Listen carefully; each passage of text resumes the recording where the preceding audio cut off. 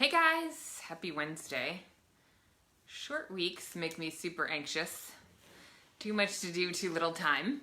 So I just wanted to jump in, kind of dressed up today. We had our GWA webinar on management agreements earlier today. If you are a GWA member and missed it, it was super informative. You will get the recording in your inbox, but I am here to talk about, so I'm Jamie Russo, the host of the Everything Coworking podcast.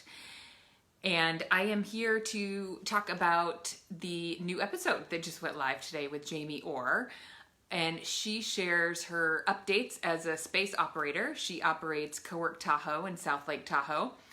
And she also just launched her own co-working space management platform, which is no small undertaking. So co-working space operator to CEO of a tech company.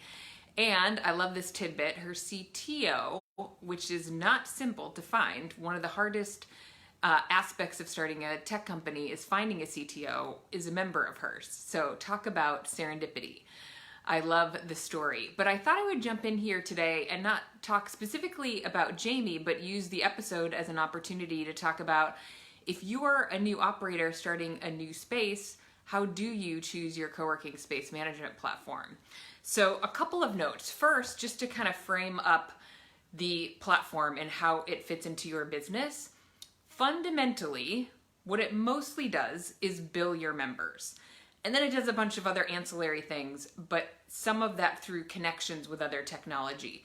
So think of your co-working space co-working space management platform as like the quarterback of the operations of your business. So it doesn't do everything, but it is kind of central to all the things that you need to do in your business, and it makes connections or passes data into other technology that you use in your space. So what would be an example? You would onboard all of your members into your co-working space management platform, and that is the primary place where they live. But that data needs to be shared with other aspects of your space. Oh, hi Jess, totally super timely. I have a good visual of this, but your space management platform is like the quarterback. So if you have a door access system, Kisi, Brevo, Salto, etc. Proximity has its own door access technology. Your space management platform needs to tell that door access technology when you have a new member and to give them access. And what you don't want to have to do is have enter everybody into Brevo or Kisi, enter everybody into MailChimp, enter everybody into your space management platform, enter everybody into, what else would you use? Lots of other space tools that you use. So what your co-working space management platform will do is integrate into all those other aspects, either with a direct integration or through Zapier. Although I never know if it's Zapier or Zapier. If somebody knows, please correct me if I'm wrong. So here's one thing to know. A lot of the space management tools do a lot of the same things. Some of them will have integrations that others don't have, but in general, a lot of them are going to be creating similar partnerships, and they're going to try to play along with as many technology providers as they can in the space. Now, some of them do extra things, like an Ascensus is going to also offer to handle your IT infrastructure, and they also will make integration with other platforms in the industry that you will need to use. So there are folks that do, so Yardi Cube also handles IT infrastructure. Those I think are the only two that do that. But there are other companies like Join Digital that handles IT services. And so you can always integrate your management platform into another a la carte option. So again, think of your, hi Liz, the pearls. Nope, I think it's the lighting. It's gold necklace, but yes, I'm fancy today. Got the blazer on. So anyway, space management platform, quarterback. So it's talking to all the other components. One other thing that often throws people off a little bit is your space management platform is not a CRM. So it really only handles your membership. So your member, when they become a member, starts with your platform, and then when they stop being a member, they're sort of dead to the space management platform. So you also need a CRM, like a Pipedrive or an ActiveCampaign or a HubSpot, that will help you on the front end of the sales process of getting that member into your space, and then when they leave, doing some nurturing and keeping them in your space. On your newsletter, things like that, in your sort of marketing realm. But your space management platform doesn't do that. It does billing, it manages inventory, and it trying to think of what else, and then it talks to all of the other systems basically. And you can run reports on utilization. It can talk to your Wi-Fi, so if you use access points, it can connect to security cameras. Again, it depends a lot. Some of them have very specific features, and Jamie in our podcast today talks about a commitment she's made to help spaces that offer childcare with that billing, because that's very specific, and they need to, it's basically a specific billing module that she's custom creating for those folks. Speaking of which, one challenge with the co-working space management platforms is that they will not do things exactly how you picture your business to run in your head. So if you're just getting started, pick a space management platform before you get all of your operational procedures down, because inevitably the way you design your procedures will not match how the technology is designed. That's because we're all different humans and we picture things happening in a unique way. But software cannot accommodate, all the unique different ways that we want to do things in our business. So you have to kind of adapt how you want to do things into how the software allows you to do it.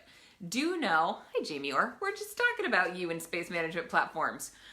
Do know that many space management platform developers, like Jamie and her team, will take feedback and will try to support the things that you want to do in your business. But in order to get sort of that, 80-20, 80% of, matching, try to start with a space management platform very early. Like once you sign a lease and you're getting ready to open your space, once you're really committed, pick one and then start onboarding. Not all of them are the same, but sometimes you don't have to pay until you have actual customers in there. So you can get your system set up, get your operating procedures down, and really develop those things to match what's possible. Yes, it's amazing how complicated billing code is. So how do you pick a space management platform? So here are a couple of suggestions. Know generally what's important to you. Is specific billing functionality like charging for childcare important? Do you prefer a mobile first interface? Do you want an app that can help you reserve conference rooms? Do you want, I'm trying to think of other functionality that's important.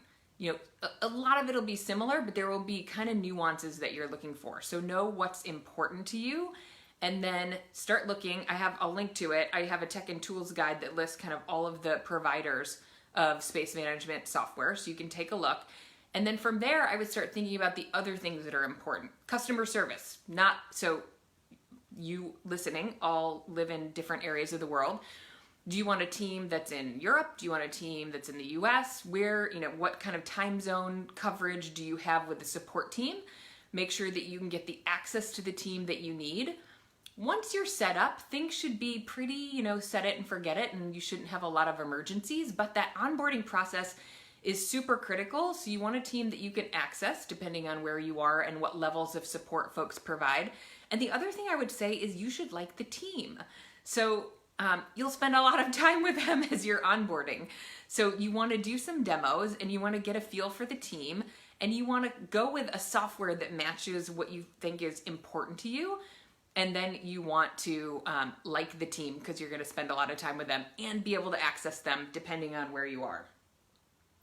Just looking at my notes a little bit. So anybody have anything to add? Jamie, anything to add about how to how to choose space management platform? I would say pick 3 that you've heard others like or look like they match your requirements, and do demos and get a sense of what do they feel like, what do they look like.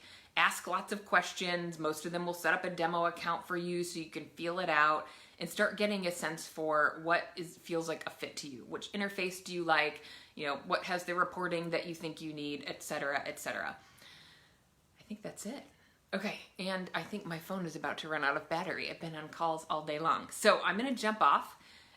If you experience the team is a plus. Yeah, totally. So experience the team, there are space management platforms that are started by operators, and operators, there are a few of those, Jamie included, tend to know what it really is like to run a space, and their, sort of foundation is gonna be pretty, they're going to have an advantage potentially over others, but there are lots of folks who started as operators and really understand how the business works. And the technical capabilities, the commitment of ongoing updates, I think is important because technology is changing. What's super interesting about space management technology is that when I started, at the bottom of the post, and if you have any questions, please jump in, ask questions, happy to respond.